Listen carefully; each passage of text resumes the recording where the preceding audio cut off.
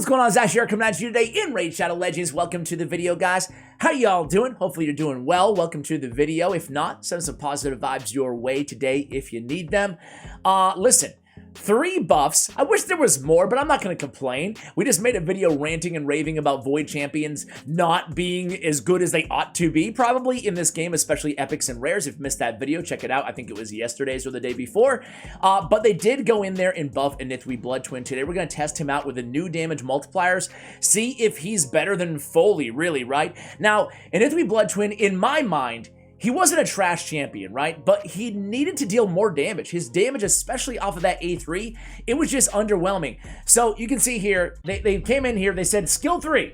Damage multiplier increased. That's all the detail we get because the damage multiplier number, although you can get it online, a Yumi Love, Hell Hades, Ash damage multiplier, there's a lot of sources, excuse me, out there that you can get the damage multipliers, but it's not accessible anywhere in game, which to me, it's a little bit of a shame, right? Because if you're anything like me, you know, way back in the day before you knew about this, you pulled a champion like Inithwe Bloodtwin, you look at that base attack and you're thinking, 1729 base attack, that's insanity. This guy must smack in the arena, smack everywhere. Congratulations, you played yourself. And sadly, that just wasn't the case, right? And now this guy's very squishy. Talk about glass cannon, 14,370 HP, 892 defense. Is he a common champion player? Is he an uncommon, a rare champion? Because those are some rare stats, man, meaning that they're bad, right? So very squishy champion. The damage for me never really justified him being, you know, worthy of that void rarity.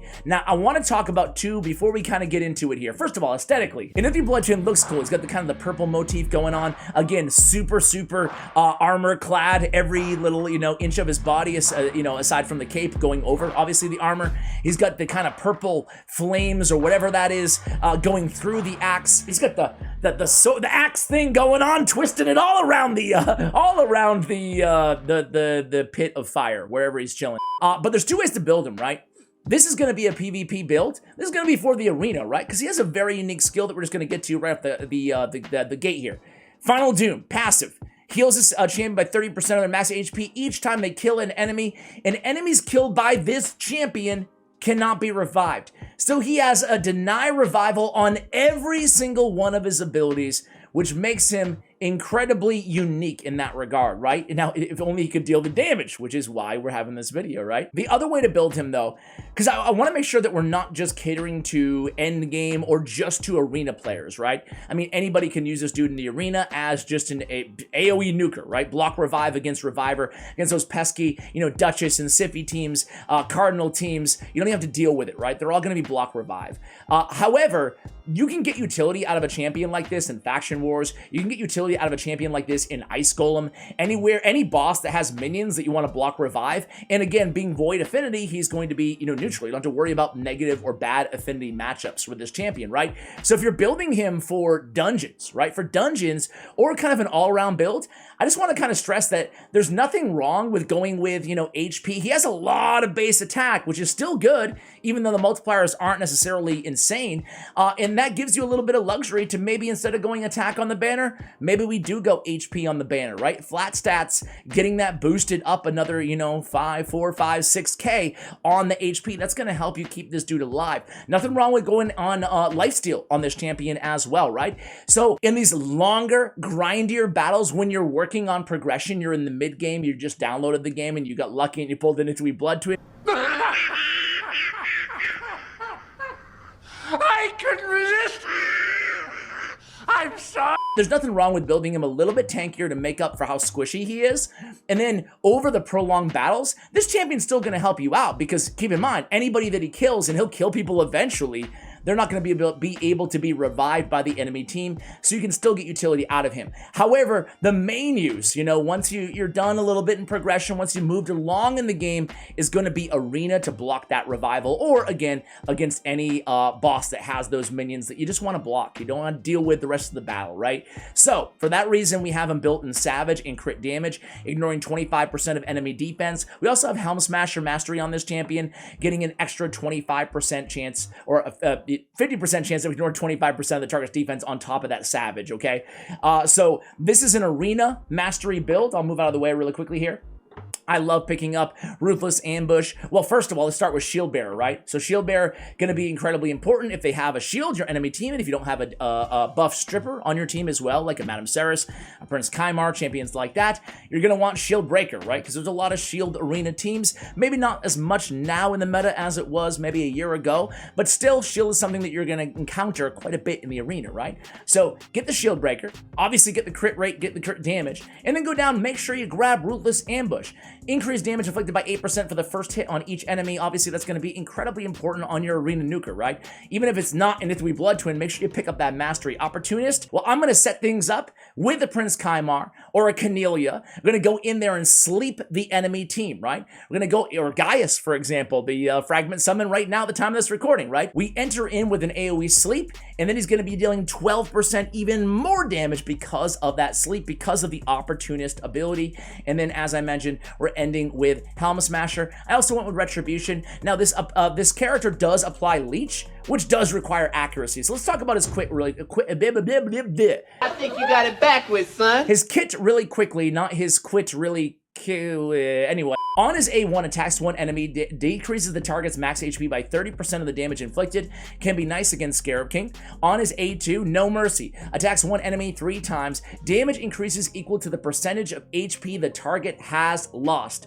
So let's really quickly here go over to hellhades.com, and you can see the multiplier on the A1 is 3.6. That is godlike. That's a lot of damage. His A1, you're going to see it in a moment here in the arena, it's hitting for 100k almost every single time or above, right? So very hard hitting A1. A2 is a 1.6 plus the damage 1% of HP lost on the target. So the damage multiplied by 1% of the HP lost on the target, that's the extra, damage for the HP the target has lost, right? And then on the A3, it's actually been increased to 3.6 multiplier.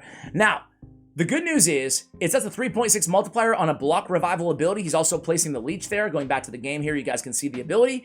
That's really, really good, right? But the bad-ish news is, well, I guess it's not bad-ish, but Foley hits harder, right? So Foley's Sealed Fate ability, which is his A3 as well. Where are you, Foley? So, Sealed Fate. On a 4-turn cooldown, attacks all enemies, decrease their turn meter by 15%, then attacks the target enemy. Enemies killed by this kill cannot be revived. This is a 4 multiplier, so it hits a little harder. But if you look at the base stats of Foley, who is kind of naked right now, 1476 doesn't scale as well as a 1700 plus base attack. So I think things are close enough. And again, we're comparing a Magic Affinity Legendary to a Void Affinity Legendary. Obviously, the Void should be better, but I think the damage differential you can make up pretty easily on that extra attack. The scaling of the attack is not as challenging on this champion, right? A. And B, the rest of his abilities are still blocking revive, right? His A2, his A1, even though the multipliers are a little bit better on Foley. He also brings Leech to the table, can be very, very important for these longer boss battles. We just talked about that. We want to prioritize accuracy for PvE content, so we can always land those leeches. It's going to be very, very important in healing the rest of your team, and it kind of mitigates the need for having lifesteal artifacts on all of your champions when you're focused on progression. We already talked about his Final Dune passive, very good ability, and his aura, attack in all battles by 33%, a great attack aura to be used really anywhere that you want an extra amount of attack, right? So in terms of artifacts here, guys, we went with attack on the ring, we went crit damage on the amulet, we went attack on the banner. This is an arena nuker build. Crit damage on the gauntlets. We're looking for crit rate substats wherever we can find it. We didn't even glyph out all the gear here. We went attack percentage on the chest. Crit damage, as I mentioned, in Savage are the sets on this champion. We went speed on the boots. We went, again, just looking for a crit rate where we can find it, basically. Savage gear with crit rate and crit damage. Some attack is nice as well. We could stand this champion to be a little bit faster. We are going to be CCing in front of him, and we're missing 3% on the crit rate. Shame, shame, shame, shame, shame. either way, 97, 268, a healthy amount of crit damage. Now, end game Inithwe Bloodtwins on these OP god tier accounts, they're going to be rocking well over 300% crit damage, way higher on the base attack as well, or on the total attack, I should say. But remember, guys, attack after around 5,500, around that number, it really starts to yield decreased results, decreased dividends on your attacks. So after 5,500. After that, you really can afford to taper off the attack and start focusing more on crit damage. So keep that in the back of your mind as well. And again, accuracy, not super important for the arena, unless you really want to land those leeches. It is super important for everywhere else in the game. So for the arena, we don't have to worry about an accuracy ban or anything like that. Again, he's pretty slow right now. Could stand to get a little bit faster, but we will be CCing the enemy team before he goes. The problem is he's so slow at 166 that he is still kind of liable to be lapped by the opponents or by even my Arbiter, right? So anyway, guys, let's stop talking about the dude. Let's go into the arena and see what he can do here now. And by the way, the old multipliers, I want to say it was 3.3 on the A3. So they gave it a little bump, Nothing too crazy. I wanted to go against this really tanky HP-based team first. They get HP-based Hackhorn, HP-based Mortu Macabre, HP-based Vogoth, and they got Rector Draft as well. So the good thing is, again, we don't have to worry too much about affinities. Let's just see how we do here against this team. And we're going to test out his A3 first. It's not going to kill these enemies. It's not going to kill them. But I want to test out his A1 and his A2 as well. So here we go. This is A3. Boom! Doesn't kill anybody, as we said. We're going to come back around. He's going to A3 again first. So here's his A3. Okay, block revived. So he killed 2 of them on the A3. And granted, this is the tankiest team I could find, right? So the numbers are not going to, blow you away, but he got the job done, right? He got the job done. There is a reviver on that team. Who cares, right? We don't care about revivers when we're running this champion. Let's find a little bit of a squishier team first. And hey, look at this, Foley. Let's see if we can take down Foley. It's gonna come down to who's faster, but let's just see what happens here. Let's see what happens. All right, so we go, we CC them. Now, keep in mind, when we CC Foley, he's gonna strip that away. So there it goes, and boom, 115k damage or so. Everybody, I mean, obviously Madame Sarah's not gonna revive anybody, but look at that. Block revive on every single ability, right? I gotta say, guys, I'm really happy that they made this change. Let's go after this team, man. They look really OP. They got Nekret, Warlord, Rotos, and Arbiter. Let's see what we can do here. Let's see what we can do. Again, Arbiter, who cares, really, about a revive at least, right? The rest of her we kind of care about, but we'll see what we can do here. So here he comes. Boom, he's not gonna be able to, he did kill Warlord. That's the most important thing, right? We took down Warlord. Our abilities will not be on cooldown. Nekret still alive here. No big deal. Warlord cannot be picked up. So as long as Rotos doesn't go nuts on us here, we're going to walk away with a victory. Let's see. I'm going to take it on. He dies. He dies. We're going to pick him right back. No. I think we're going to pick him back up. Let's see. Oh, okay. Look at Arbiter's health, guys. Good God. All right, she's going to come back in here. We got to be very careful of this Rotos, man. We got to be very careful. All right, I think we're just going to go in with the A1, try to fear this dude. And we do land the fear from Ceres. Stay alive. Our Arbiter's down. This is a battle here, guys. Let's CC enemy team. And now here we go. This is our big shot here, guys. Okay, we can just come in, try to steal this from Arbiter. And all right, so what should I do? Should I take care of who I know is going to be the biggest pain here? Or should I try to kill everybody with a Tormenting Whisper? Well, we're here to talk about the A3, so let's go for it. Boom! Okay, there we go! So now we win. Now we win, right? Because everybody's blocked, except for Nekret. Wait a second here. Didn't we kill Nekret? Wait a sec. Didn't he just kill Nekret? Am I wrong? Oh, did he die off the Ally Protect damage? I think maybe he died off the Ally Protect damage.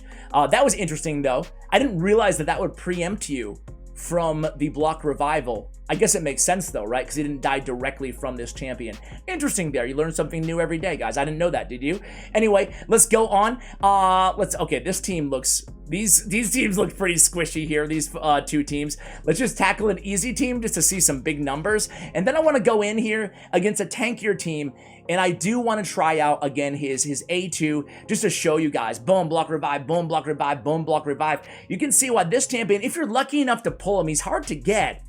I almost think that, I mean, if they, I don't know if this is a good idea or a bad idea, but if they made a champion like this, available like his brother, right, through champion fragments, it would change the arena meta, right? It would make revivers overall a little bit less useful because everybody would eventually have access to a champion like Inithwe Bloodtwin if you made both of the brothers available vis-a-vis the clan shop or the bazaar, right? The bazaar is where his brother is. I'm gonna refresh here. I want to find a little bit of a tankier team. Now this team, okay, not tanky enough. Okay, this team's very, very tanky here. This is perfect. We might lose this one because I'm actually going to go in and lead with his A2 and try to pick them off one by one, okay? So here we go. Going to come in here, strip away what we can. Got 2 resists there, so this team is really stacked on the resist. Masteries was not blocked, but we are very squishy right now, very squishy. I really don't want to wake up Candrafon especially, right? That is, I can't tell with, yeah, okay. Couldn't tell with the veil there. I forgot who we're going against. Let's do that. And let's just see what we can do. So we're going to lead with the... You know what I want to do here against this squad? I want to actually... Well, I have no choice. I have to go after Duchess because he's perfectly veiled. But I really want to take the Nuker out first. Boom! Yeah, buddy! So that was a really, really strong block revive ability on his A2.